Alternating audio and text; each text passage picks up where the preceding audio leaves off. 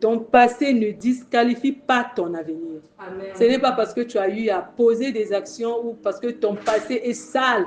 Parce qu'aujourd'hui, les humains continuent même à t'appeler par ton nom du passé.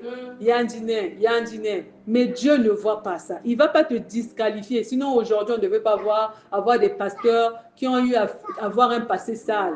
Ou même moi-même qui vous parle par rapport à ce que j'ai eu à faire. Peut-être que je ne devais pas avoir cette grâce de pouvoir me mettre devant vous pour parler de la part du Seigneur. C'est la grâce de Dieu. Et lui ne voit pas à notre passé. Lui, il nous encourage à pouvoir revenir à lui. Recommencer ne signifie pas répéter. Recommencer signifie évoluer. Recommencer, c'est apprendre. Donc, ton erreur ne détruit pas ton appel. Le Seigneur, ce qu'il a déjà planté en toi, ça va toujours ressortir. Parce que ton appel, en fait, ton passé ne peut pas détruire ton appel. Impossible. C'est-à-dire ce que nous pouvons faire ne peut jamais. Dieu, quand il t'a choisi, il t'a choisi. Il va toujours créer des conditions ou des circonstances qui feront de telle sorte que tu reviennes à lui. C'est lui qui est le maître de toutes choses. C'est lui qui contrôle toutes choses. Recommencer, c'est aller de l'avant avec le Seigneur, grandir, changer, dire je ne ferai plus les mêmes erreurs, construire les nouvelles habitudes, les nouvelles pensées, des nouvelles décisions. Amen. Cela demande de la discipline aussi. Si tu ne te disciplines pas, tu ne vas pas aussi changer. Il faudrait qu'on puisse avoir une discipline en soi. Il faudrait qu'on puisse avoir une constance aussi en soi, si nous voulons voir aussi les choses changer. Tu peux décider aujourd'hui que je veux recommencer, mais si tu ne changes pas ta manière de faire, si tu ne changes pas tes habitudes, tu ne changes pas ton comportement, tu recommettras les mêmes erreurs.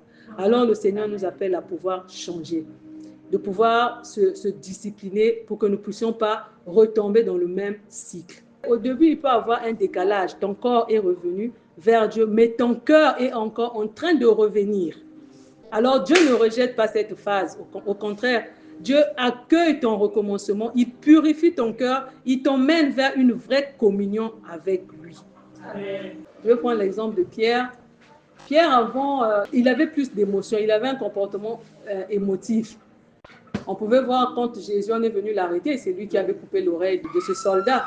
Il avait des réactions qui n'étaient pas assez sages que ça. Il a aussi renié Jésus. Et quand il a renié Jésus, c'était par peur. C'était par peur. Mais quand il a reçu le Saint-Esprit, il a affronté les autorités sans trembler. Il agit maintenant avec sagesse parce que le Pierre d'avant et le Pierre qui a écrit, c'est un Pierre différent. C'est un Pierre changé. C'est un Pierre qui a recommencé avec le Seigneur. C'est un Pierre qui a rencontré le Seigneur.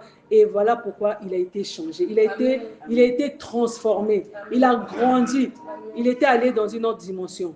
Alors, ce qui semble être un défaut peut devenir une force entre les mains de Dieu. Amen. Il n'y a que Dieu qui peut faire de telle sorte que nous devenons une autre personne. Amen. Il n'y a personne d'autre qui peut le faire. Nous pouvons que recommencer avec Dieu. Amen.